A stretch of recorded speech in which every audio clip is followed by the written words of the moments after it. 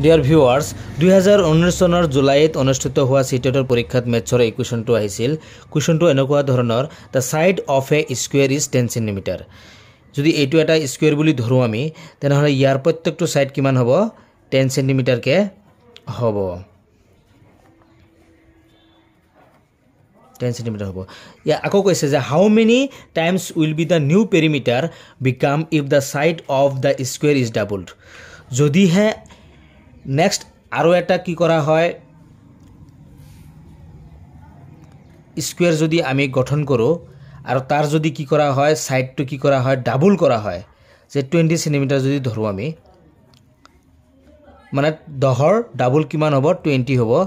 20 centimetre কে যদি আমি ধৰো তেনেহলে কি হ'ব কৈছে যে how many times will be the new perimeter এতিয়া এইটোৰ তুলনাত এইটো নেক্সট যেটো হেৰি হ'ব মানে এই স্কয়াৰ হ'ব 20 সেন্টিমিটাৰ বাহুবিলাক ধৰি তাৰ কিমান গুণ হ'ব কিমান গুণ ডাঙৰ হ'ব এইটো কৈছে তে আমি প্ৰথমতে ইয়াৰ পেৰিমিটাৰটো উলাই লও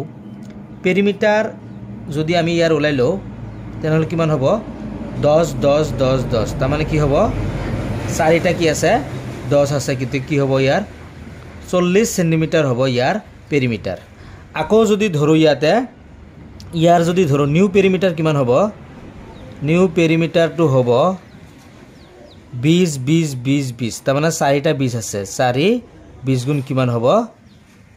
80 হ'ব 80 মানে কিমান হ'ব 2 * 40 তাৰ মানে কি হ'ব আগৰ তুলনাত আগৰ 40 আছিল আগৰ তুলনাত এবাৰ কি হৈছে ডাবল হৈছে the option will be 1 2 times মানে বৃদ্ধি পাব ইয়াৰ পৰিসীমাটো